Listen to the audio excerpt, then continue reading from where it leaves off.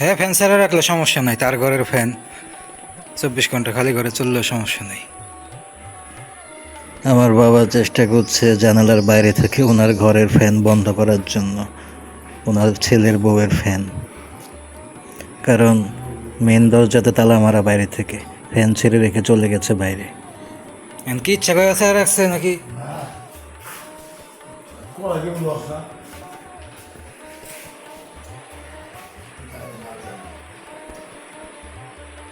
আইব 4টা বাজে, আইপিএস চলবো, অবশ্য তারটা কোনো সমস্যা নাই।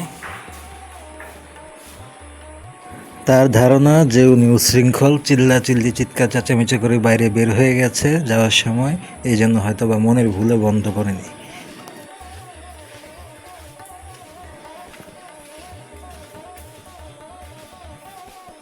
নিজের মেয়ের সাথে চিৎকার চেঁচামেচি গালিগালাজ করে যাওয়ার সময় যে রান্না করে দিয়ে গেছে কিছু একটা, এটাই শুক্রিয়া। বাইরে বৃষ্টি বৃষ্টি ভাব, যে কোনো সময় বৃষ্টি নামবে। বৃষ্টি নামলে মনে হয় ওরা বুঝতে পারে, এই জন্য ওরা তখন ঘরমুখী হয়, বেশিরভাগ ঘরের দিকে চলে আসে।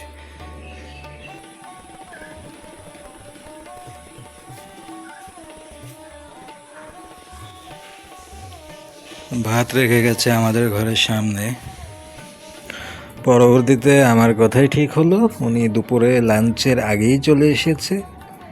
আমি যে বলেছিলাম যে ফ্যানটা ইচ্ছা করেই ছেড়ে গেছে, এটা তার একটা দাম্ভিকতা, এটা একটা ভং, এটা একটা হ্যাডম, মানে নিম্নমানের ছোটো লোকই শখ, যে সব কিছুর মধ্যে একটা কর্তৃত্ব, আমার আমার আমি আমি আমি তো একটা ব্যাপার থাকে না, ওইটা আর কি। এটা আমি জানি, এগুলো এই জাতের এই ক্যাটাগরির পিপুলদের সব কিছু চলন বলন ধারবার চালাবালা আজকাল আমি সব কিছু শিখে গেছি, আগে জানতাম না, এখন আমি বুঝি এরা কখন কি উদ্দেশ্যে কি করে না করে, কেন করে, কি দেখায়, কি বোঝাতে চায়।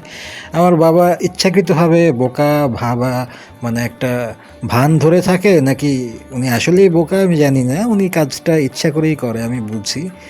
এটা হচ্ছে এক ধরনের স্পেশাল ক্ষমতা।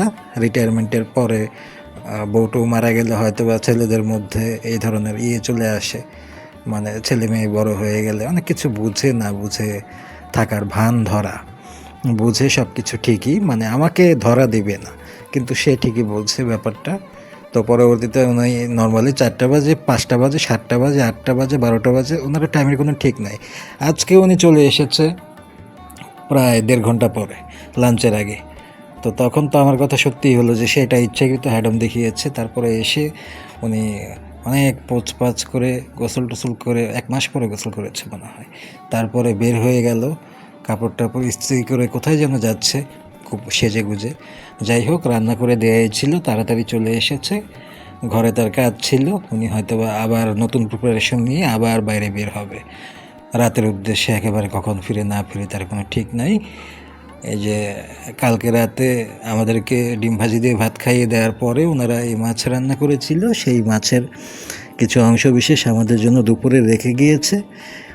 আর বিশাল ভারী কাঁচা হলুদের গন্ধ, কাঁচা ডালের গন্ধযুক্ত একটা ডাল রান্না করেছে, যেখানে মনে হয় 1 কেজি ডাল দেওয়া হয়েছে। এতই ঘন, কিন্তু কোনো টেস্ট নাই। এই ডালটা, স্পেশাল ডালটা রেখেছে। আমার আবার ডালের সঙ্গে একটু আচার হলে ভালো হয়। আর ওনার যে ধরনের স্পেশাল ডাল, যে পচা গন্ধ, কাঁচা হলুদের গন্ধ, কাঁচা ডালের গন্ধ, আমার ধারণা ডাল জিনিসটা, আমি নিজে রান্না করেছি, আমি জানি ডালকে 70টা ধোয়া দিলেও ডাল থেকে ময়লা পানি বের হয়। আমার ধারণা সে ডাল ঠিকমতো ধোয়েই না।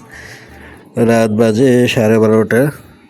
তারপরে ডিনার হয়েছে। আসলে হয় কি, ওনারা তো হাজব্যান্ড ওয়াইফ বাইরে থেকে রাত বিরাতে বাসায় আসে, বউ একবার এক দফাতে বাইরে যায়, তারপর বউ যখন আসে হাজব্যান্ডকে অফিস থেকে, মানে অর্ধেক রাস্তা থেকে হাজব্যান্ডকে এগিয়ে নিয়ে আসে বলতে গেলে, মানে উনি ওনার মতো ঘোরাঘুরি করে সারাদিন রাত। তারপরে যখন হাজব্যান্ডকে ফোন দেয় যে আপনি অফিস থেকে বের হচ্ছেন কি না, বের হলে উনি সেই রাস্তায় গিয়ে হাজব্যান্ডকে রিসিভ করে, মানে উনি খুবই কঠিন একজন খিলাড়ি মহিলা। যাই হোক, তো উনি হাজব্যান্ডকে নিয়ে একসঙ্গে বাসায় ফেরে, এটা ওনার পুরনো স্ট্র্যাটেজি। এইসব স্ট্র্যাটেজি বুঝতে গেলে আবার আমার মতোই কিছু একজন হতে হবে, না হলে সবাই বুঝবে না। কারণ যে সকালে বের হয় সে রাত্রেবেলা নিজের মতো নিজে ফিরলেও পারে, তা সে করে না। সে হাজব্যান্ডের জন্য রাস্তায় রাস্তায় ঘুরে ঘুরে ওয়েট করে, তারপর হাজব্যান্ড যখন বাসায় ফিরে তখন সে হাজব্যান্ডকে অনেক সময় সঙ্গে নিয়ে তারপরে ফেরে, এবং তখন কয়েক দফা খাওয়া দাওয়া বাইরে থেকে হয়ে যায়, আবার অনেক সময় পার্সেল নিয়ে আসে। তো ওনাদের তো আর রাত্রেবেলা নর্মাল টাইমে ডিনারের যে ক্ষুধা সেটা তো হবেই না, তাই না? তো এসে খাওয়া দাওয়া করে একটা ছোটোখাটো রেস্ট বা ঘুমের মতো দেয় 1-1.5 ঘন্টা, তারপরে সে রান্না করে যায়। সেই রাতে ডিনার তৈরি করতে করতে রাত 1টাও বাজে, কোনো দিন 1:15 বাজে। মানে আমাদের ডিনারের টাইম মনে হবে যে আমরা এলিট ফ্যামিলি, শিল্পপতি, 5-6টা বিজনেস রান করা আছে ফ্যামিলি থেকে, অথবা 8-10টা শিপ আটকে আছে বাড়ির কাছে, বাইরে থেকে বিভিন্ন প্রোডাক্ট আসছে। তো মনে হবে যে ওই ধরনের কোনো ফ্যামিলি, নাইট ক্লাবে যাওয়া ফ্যামিলি। আসলে কিছুই না, আমরা নর্মাল মানুষ। মানে ভাবসাবটা এমন তারা ক্রিয়েট করে ফেলেছে এই ছোট জাতের মানুষেরা আর কি। মানে দূর থেকে বা বাইরে থেকে কেউ এগুলো শুনলে মনে করবে যে একেবারে কর্পোরেট লেভেলের মানুষ, অথবা খুব হাই স্ট্যাটাস এলিট লেভেলের মানুষ, উচ্চবিত্তর উপরে যদি কিছু থাকে, যে নাইট ক্লাব থেকে হয়তো বা রাত্রেবেলা আসে। আসলে এইসব কিছুই না, নর্মাল উচ্ছৃঙ্খলতার চরম পর্যায়ে যখন মানুষ পৌঁছে যায় এবং নিম্ন শ্রেণীর মানুষের সাথে যখন মানুষের সংঘর্ষ হয়, রুচিশীল ভদ্র ডিসেন্ট পরিবারের যারা কিনা আমাদের মতো সব জায়গায় সব কিছু বলতে পারে না, মান সম্মানের ভয় আছে, তাদের এই ধরনের লাইফটা কনভার্ট হয়ে যেতে হয় একটা সময়, যদি সব দিক থেকে মানে এক ধরনের প্রেশার থাকে বা কোনো একটা লিমিটেশন থাকে বা কোনো প্রবলেম থাকে, যেমনটা আমাদের ক্ষেত্রে হচ্ছে। আমরা আসলে সব সময় সব কিছু মুখ ফুটে বলতেও পারি না, প্রোটেস্টও করতে পারি না। মান সম্মানের একটা ভয় আছে, ইজ্জতের একটা ভয় আছে, অনেক কিছু ভাবতে হয় এবং অনেক কিছু লিমিটেশন দাঁড়িয়ে গেছে এখন একটা সময় এসে। তাই হুটহাট করে কোনো অ্যাকশন নেওয়া যাচ্ছে না, অনেক কিছুই দাঁতে দাঁত চেপে সহ্য করতে হচ্ছে, এবং মান সম্মানের দিকে তাকিয়ে কিছু স্পেশাল লিমিটেশনের জন্য, কিছু ঘাটতির জন্য এখনও সবসময় সব কিছু সব কথা বলা পসিবল হচ্ছে না এবং প্রোটেস্ট করা সম্ভব হচ্ছে না। সেই জন্য অনেক কিছুতে অ্যাডজাস্ট করে নিতে হচ্ছে। তো যদি সব কিছু একসময় আল্লাহ চাইলে যদি কখনো ঠিকঠাক হয়, এই জিনিসগুলো থেকে আমাদের চিরস্থায়ীভাবে মুক্তি নেওয়া উচিত, একেবারে ছিন্ন করে দেওয়া উচিত। না হলে এই স্ট্রাকচার যে উনি তৈরি করেছে, যেই ধরনের রুল তৈরি করেছে, মানে এই এই আলফা স্টাইলের যে লাইফস্টাইল, এগুলো আসলে কোনো মেয়ে মানুষের পক্ষে ক্যারি করা সম্ভব না কোনো যৌথ পরিবারে। তো আমাদের বিভিন্ন কারণে এগুলো মানতে হচ্ছে, সহ্য করতে হচ্ছে, এবং কিছু কনস্পাইরেসির শিকার হয়েছি, এবং কিছু কাছের মানুষদের প্রতারণার শিকার হয়েছি, ষড়যন্ত্রের শিকার হয়েছি। সেই সব কারণেই হয়তো বা আজকের এই ভোগান্তি।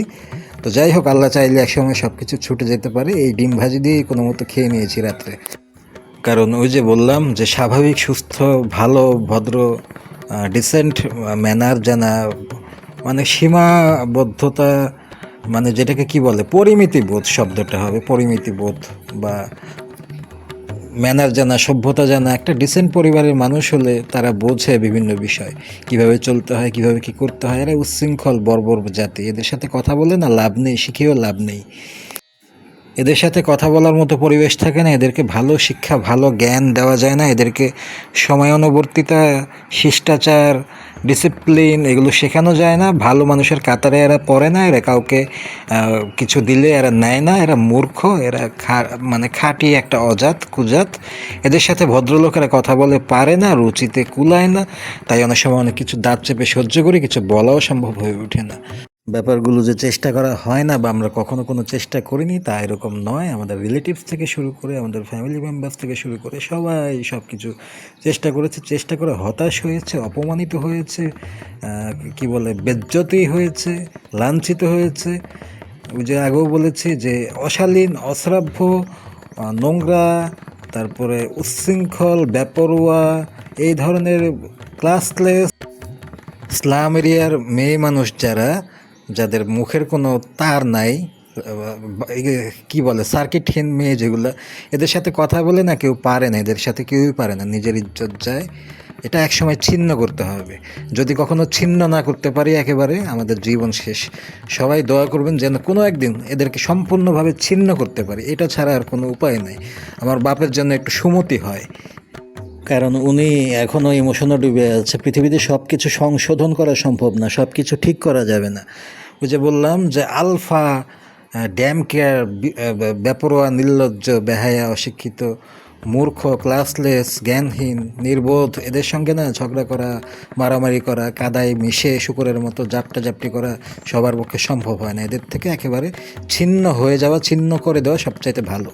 এবং খেয়াল করে দেখবেন আজকে হয়তো বা আমরা ভিকটিম, আমরা মানে বিপদে পড়েছি, ভোগান্তিতে আছি বলে এভাবে বলছি, জানি শুনতে খারাপ লাগে, কিন্তু একটা জিনিস খেয়াল করে দেখবেন, মেয়ে মানুষ যদি চরম মাত্রায় উচ্ছৃঙ্খল হয়, এদের সাথে কেউই পারে না এবং এদের জায়গা কোথাও হয় না। এরা স্বামীর ঘরেও ভালো থাকতে পারে না, শ্বশুরবাড়িও ভালো থাকতে পারে না, এমনকি এরা এতটাই টক্সিক যে এরা নিজেদের বাবার বাড়িতেও এদের জায়গা হয় না। এরা সব জায়গাতেই লাথি খায়, এদেরকে সবাই ছিন্ন করেই চলে